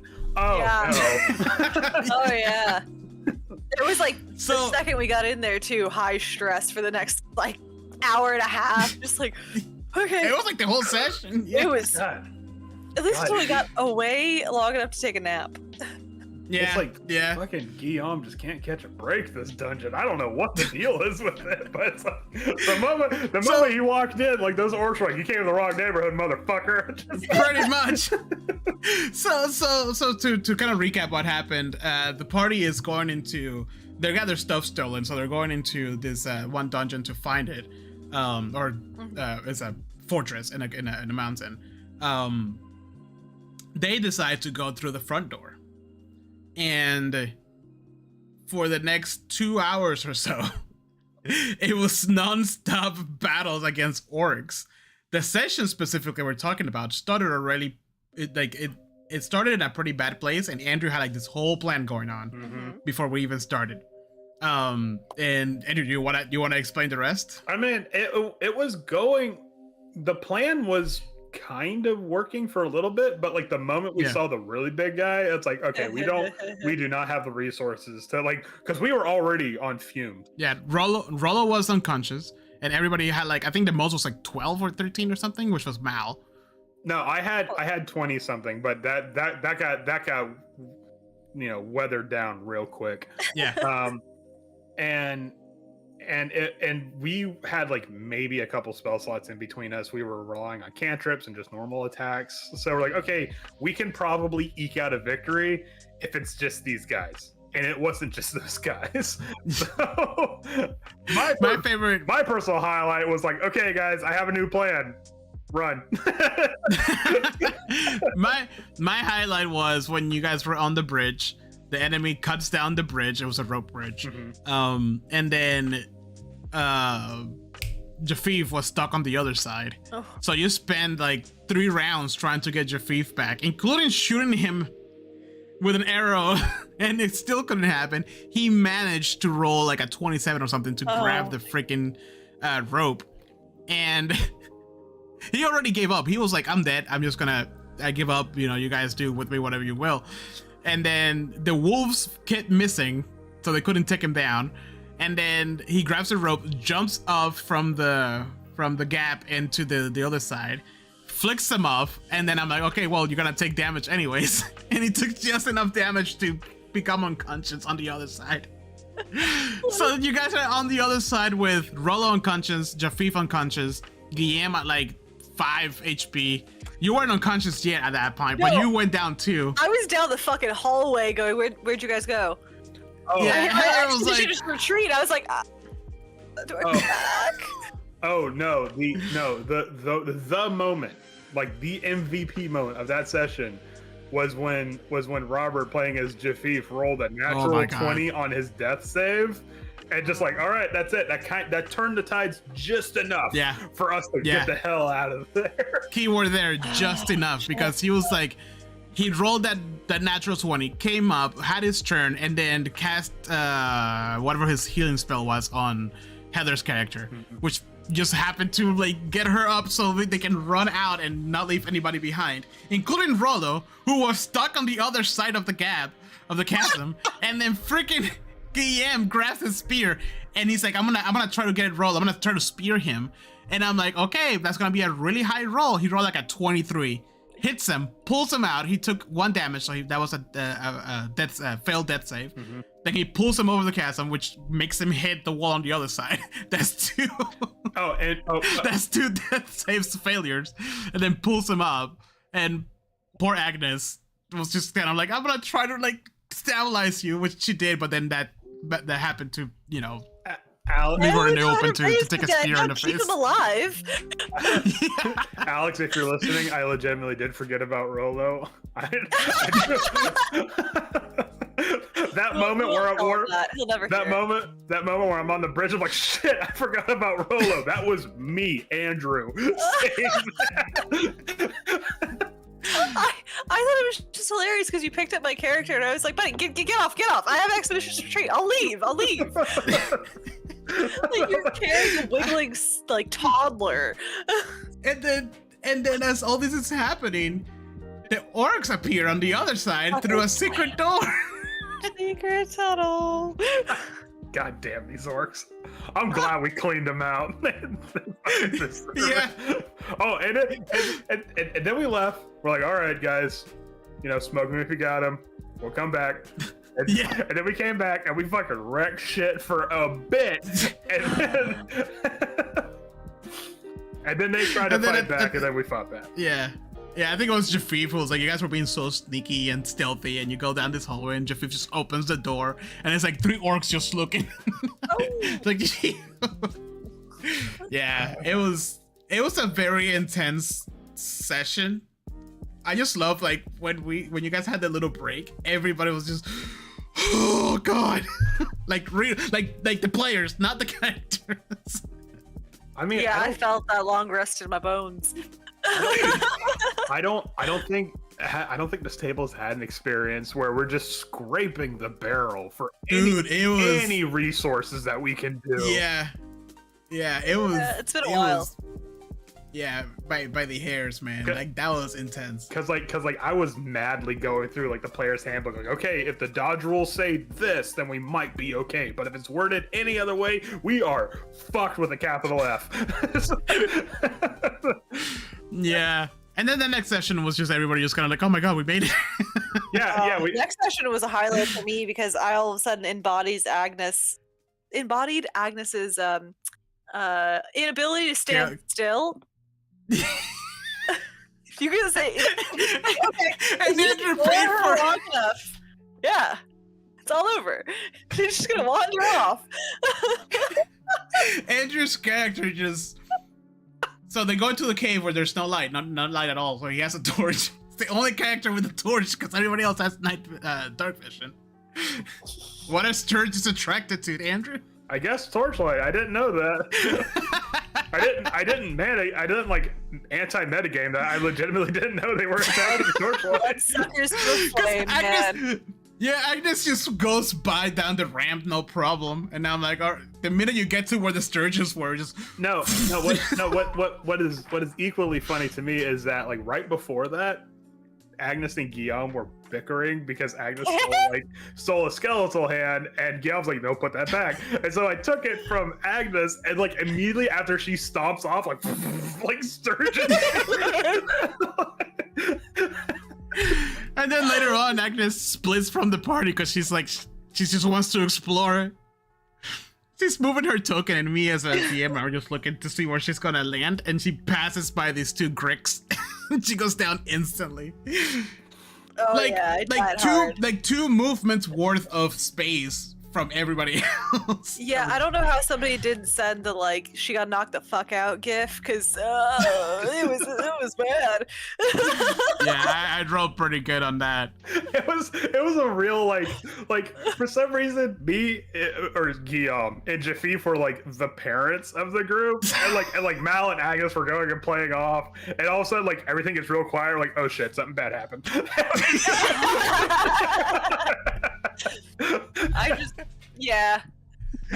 Jafif is slipping back into Swift territory of why am I responsible for these fuckers? There's always got to be a party mom or something like that. Or I think he's spent all his healing spells already, and you guys are not even close to going to a full rest yet. Oh yeah, no, that Grick fight was whatever we got, and then we had to fight fucking troglodytes after that. So, and you would think a CR what 1/2 monster? Yeah, no, yeah. We got this right. No, Guillaume gets the shit beat out of him by this fucking troglodytes. Why do I not make characters that have shields? You really need a shield, my goodness. I do. Wait, I could have sworn I had a shield, but whatever. I thought you did have a shield. Yeah, I'll double check. I'll buy you a shield next time. Oh, man. Yep. Any other highlights?